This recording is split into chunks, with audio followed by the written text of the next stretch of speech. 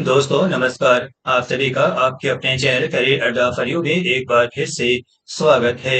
दोस्तों, public sector की अग्रणी बीमा company oriental insurance company limited ने सहायकों के 500 पदों पर भर्ती के लिए योग्य उम्मीदवारों से आवेदन आमंत्रित किया है। ग्रेजुएट अभ्यर्थियों के लिए क्लास 3 कैडेट के इन पदों पर नियुक्ति का शानदार अवसर है। आज के इस वीडियो में हम इस वैकेंसी के बारे में विस्तार से जानकारी साझा करेंगे, तो चलिए बिना कोई देर के ये वीडियो शुरू करते हैं।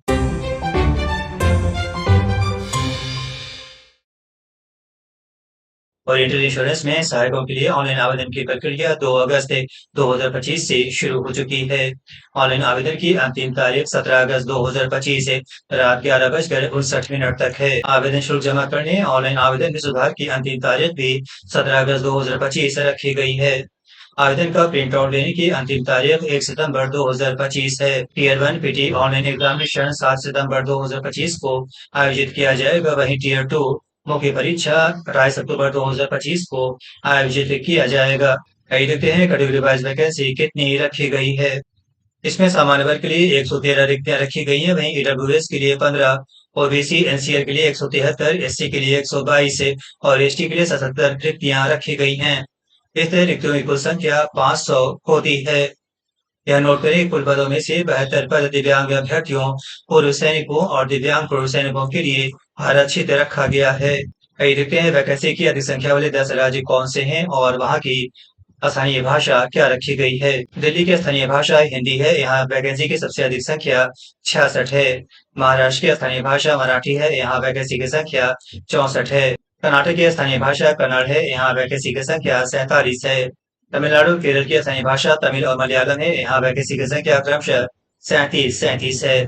गुजरात की स्थानीय भाषा गुजराती है। यहाँ वैकेंसी की संख्या 28 है। राजस्थान की स्थानीय भाषा हिंदी है। यहाँ वैकेंसी की संख्या 27 है। वेस्ट बंगाल की स्थानीय भाषा बंगाली है। यहाँ वैकेंसी की संख्या 23 है। बिहार एमपी की स्थानीय भाषा हिंदी है। यहाँ वैकेंसी की संख्या क्रमशः 19 है। उत्तराखंड की स्थानीय भाषा हिंदी है। यह वैकेंसी की संख्या 18 है। उत्तर प्रदेश की स्थानीय भाषा हिंदी है। यह वैकेंसी की संख्या 12 है। कई देखते हैं आयु सीमा क्या रखी गई है। जनरल ईडब्ल्यूएस के लिए आयु सीमा 21 से 30 साल रखी गई है। वहीं ओबीसी एनसीआर के लिए 21 से 33 साल, एससी एसटी के लिए 21 से 35 साल, दिव्यांग श्रेणी के लिए 21 से 40 साल और पूर्व सैनिकों के लिए 21 से 33 साल आयु सीमा रखी गई है। वहीं विधवा, तलाकशुदा और जिन महिलाओं ने दोबारा शादी नहीं की है, उनके लिए आयु सीमा 21 से 35 साल रखी गई है। यह नोट करें कि आयु सीमा की गणना 31 जुलाई 2025 के आधार पर की जाएगी। आइए देखते हैं इस पद के लिए एजुकेशन क्वालिफिकेशन क्या रखा गया है। उम्मीदवारों के पास किसी मान्यता प्राप्त विश्वविद्यालय से किसी भी विषय में न्यूनतम स्नातक या केंद्र सरकार द्वारा मान्यता प्राप्त कोई समकक्ष योग्यता होनी चाहिए। उम्मीदवारों को एसएससी, एचएससी, इंटरमीडिएट और ग्रेजुएशन स्तर पर एक विषय के रूप में अंग्रेजी में उत्तीर्ण होना चाहिए। उम्मीदवारों के पास 31 जुलाई 2025 को या उससे पहले स्नातक परीक्षा उत्तीर्ण करने का प्रमाण पत्र होना चाहिए। उम्मीदवार जिस स्टेट यूटी के लिए आवेदन करना चाहते हैं, उस राज्य संघ राज्य क्षेत्र की क्षेत्रीय भाषा को पढ़ने, लिखने और बोलने की जानकारी जरूरी है। क्षेत्रीय भाषा की जानकारी के लिए अंतिम चयन से पहले भाषा परीक्षा आयोजित की जाएगी। इस परीक्षा में सफल नहीं पाए जाने वाले उम्मीदवारों को अयोग्य घोषित कर दिया जाएगा। आइए देखते हैं परीक्षा का प्रारूप क्या रखा गया है। चयन प्रक्रिया में ऑनलाइन प्रारंभिक और मुख्य परीक्षा शामिल होगी। मुख्य परीक्षा में उत्तीर्ण होने वाले उम्मीदवारों को अंतिम चयन से पहले क्षेत्रीय भाषा की परीक्षा में उत्तीर्ण होना होगा।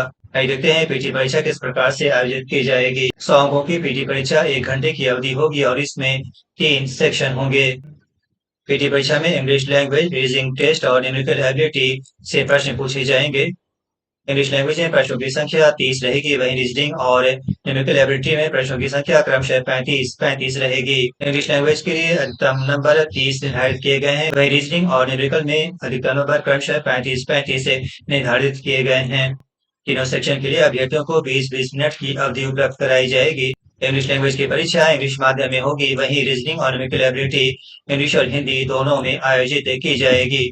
इस तरह पीटी परीक्षा में प्रश्नों की कुल संख्या 100 रहेगी। इसके लिए अधिकतम 100 नंबर निर्धारित किए गए हैं। अभ्यर्थियों को इसके लिए 1 घंटे की अवधि उपलब्ध कराई जाएगी। आइए देखते हैं मेन एग्जामिनेशन किस प्रकार से आयोजित किया जाएगा। 250 अंकों की मेन परीक्षा 2 घंटे की अवधि होगी और इसमें 5 सेक्शन होंगे। मुख्य परीक्षा में English language, reasoning test, numerical ability test computer knowledge test और जनरल अवेयरनेस टेस्ट से प्रश्न पूछे जाएंगे। पांचों सेक्शन में प्रश्नों की संख्या क्रमशः 40-40 रहेगी। पांचों सेक्शन के लिए क्रमशः 50-50 नंबर निर्धारित किए गए हैं। इंग्लिश, रीजनिंग और न्यूमेरिकल एबिलिटी के लिए अभ्यर्थियों को क्रमशः 30-30 मिनट की अवधि उपलब्ध कराई जाएगी। वहीं कंप्यूटर नॉलेज टेस्ट और जनरल अवेयरनेस टेस्ट के लिए अभ्यर्थियों को क्रमशः 15-15 मिनट की अवधि उपलब्ध कराई जाएगी। इंग्लिश लैंग्वेज की परीक्षा अंग्रेजी भाषा में आयोजित की जाएगी। वहीं अन्य 4 सेक्शन इंग्लिश और हिंदी दोनों भाषा में आयोजित की जाएगी। इसलिए मुख्य परीक्षा में प्रश्नों की कुल संख्या 200 रहेगी। इसके लिए अधिकतम 250 नंबर निर्धारित किए गए हैं। परीक्षा की कुल अवधि 2 घंटे की होगी। यहाँ नोट करें कि पीटी और मेन एग्जामिनेशन में नेगेटिव मार्किंग का प्रावधान किया गया है। प्रत्येक गलत उत्तर के लिए 1/4 अंकों की कटौती की जाएगी। आइए देखते हैं पीटी और मेन एग्जामिनेशन के परीक्षा केंद्र कहाँ बनाए जाएंगे। बिहार में पीटी टेस्ट के लिए पटना, गया, भागलपुर, आरा, मुजफ्फरपुर में केंद्र बनाए जाएंगे, जबकि मुख्य परीक्षा केवल पटना केंद्र पर आयोजित की जाएगी। झारखंड में रांची, जमशेदपुर, धनबाद और हजारीबाग में पीटी परीक्षा आयोजित होगी, जबकि मुख्य परीक्षा केवल रांची में आयोजित की जाएगी। नई दिल्ली में दिल्ली एनसीआर में पीटी और मुख्य परीक्षा आयोजित की जाएगी। उत्तर प्रदेश में लखनऊ, प्रयागराज, कानपुर, नोएडा, ग्रेटर नोएडा, मेरठ, वाराणसी, मुजफ्फरनगर और अयोध्या में पीटी परीक्षा आयोजित की जाएगी, जबकि मुख्य परीक्षा केवल लखनऊ में आयोजित की जाएगी। मध्य प्रदेश में भोपाल, इंदौर, ग्वालियर, जबलपुर, उज्जैन, सागर और सतना में पीटी परीक्षा आयोजित की जाएगी, जबकि मुख्य परीक्षा केवल भोपाल में आयोजित की जाएगी। वेस्ट बंगाल में पीटी और मुख्य परीक्षा दोनों कोलकाता, ग्रेटर कोलकाता में आयोजित की जाएगी। आइए देखते हैं अभ्यर्थियों का अंतिम चयन किस प्रकार से होगा। प्रत्येक उम्मीदवार को मुख्य परीक्षा में कंपनी द्वारा निर्धारित न्यूनतम अंक प्राप्त करने होंगे। ऑनलाइन मुख्य परीक्षा उत्तीर्ण करने वाले उम्मीदवारों को अंतिम चयन से पहले क्षेत्रीय भाषा परीक्षा के लिए शॉर्ट लिस्ट किया जाएगा। क्षेत्रीय भाषा की परीक्षा के समय उम्मीदवारों को अपनी पात्रता और पहचान के लिए आवश्यक दस्तावेज मूल रूप में और उसकी सेल्फ अटेस्टेड कॉपीज अनिवार्य रूप से जमा करनी होगी, अन्यथा उम्मीदवारों को परीक्षा में बैठने की अनुमति नहीं दी जाएगी। क्षेत्रीय भाषा परीक्षा के लिए अलग से कोई अंक नहीं दिए जाएंगे। यह परीक्षा केवल क्वालिफाइंग नेचर की होगी। उम्मीदवारों का अंतिम चयन ऑनलाइन मुख्य परीक्षा और क्षेत्रीय भाषा में प्रदर्शन के आधार पर किया जाएगा। आइए देखते हैं सहायकों को सैलरी और अलाउंस कितना मिलेगा। असिस्टेंट को 22,405 से 62,265 रुपए पे स्केल के तहत वेतनमान मिलेगा। इसका कैडर क्लास 3 के तहत आता है। शुरुआत में असिस्टेंट का वेतन मेट्रो सिटी में लगभग 40,000 रुपए प्रति माह होगा। इसके अलावा असिस्टेंट को डीए, एचआरए, टीए और समय समय पर लागू अन्य भत्ते दिए जाएंगे। भत्तों के अलावा अन्य लाभ जैसे एक मुश्त घरेलू चिकित्सा लाभ, अस्पताल में भर्ती होने के खर्चे की प्रतिपूर्ति के लिए ग्रुप मेडिक्लेम पॉलिसी की सदस्यता, अवकाश यात्रा सब्सिडी और अन्य कर्मचारी कल्याण योजनाएं कंपनी के नियमों के अनुसार देय होंगी। आइए देखते हैं इस पद के लिए आवेदन कैसे करें। उम्मीदवार सबसे पहले कंपनी की आधिकारिक वेबसाइट orientalinsurance.org.in पर विजिट करें। इसके बाद होम पेज पर करियर सेक्शन पर क्लिक करें। अब OICL असिस्टेंट भर्ती 2025 के तहत ऑनलाइन आवेदन करें पर क्लिक करें। इसका लिंक डिस्क्रिप्शन में दिया गया है। इसके बाद नया पंजीकरण चुनें और अपना नाम, मोबाइल नंबर और ईमेल आईडी भरें। पंजीकरण के बाद अपना पंजीकरण आईडी और पासवर्ड नोट करें और दोबारा लॉगिन करें और व्यक्तिगत शैक्षिक और अन्य जानकारी दर्ज करके आवेदन पत्र पूरा करें। इसके बाद photo, signature, left thumb impression और हैंड रिटन डिक्लेरेशन नीचे दिए गए फॉर्मेट में अपलोड करें। इसके लिए 2 अलग-अलग लिंक उपलब्ध कराए जाएंगे। फोटो का आकार 4.5 से 3.5 सेंटीमीटर के बीच होना चाहिए। इसका फाइल साइज 20 से 50 के बीच होना चाहिए। इसकी डायमेंशन 200 से 230 पिक्सल होना चाहिए। फाइल फॉर्मेट जेपेग या जेपीजी होना चाहिए। सिग्नेचर सफेद कागज पर ब्लैक इंक पेन से होना चाहिए। इसका फाइल साइज 10 से 20 केबी के बीच होना चाहिए, जबकि डायमेंशन 140 से 60 पिक्सल होना चाहिए। फाइल फॉर्मेट जेपीग या जेपीजी होना चाहिए। लेफ्ट थंब इम्प्रेशन सफेद कागज पर ब्लैक ब्लू इंक पेन से होना चाहिए। इसका फाइल साइज 10 से 20 केबी के बीच होना चाहिए, जबकि डायमेंशन 140 से 60 पिक्सल के बीच होना चाहिए। फाइल फॉर्मेट जेपीग या जेपीजी होना चाहिए। हैंड रिटन डिक्लेरेशन सफेद कागज पर इंग्लिश में लिखा हुआ होना चाहिए। इसका फाइल साइज 20 से 50 केबी के बीच होना चाहिए, जबकि डायमेंशन 140 से 60 पिक्सल के बीच होना चाहिए। इसका फाइल फॉर्मेट जेपीग या जेपीजी होना चाहिए। अब उम्मीदवार निर्धारित एप्लीकेशन फी जमा करें।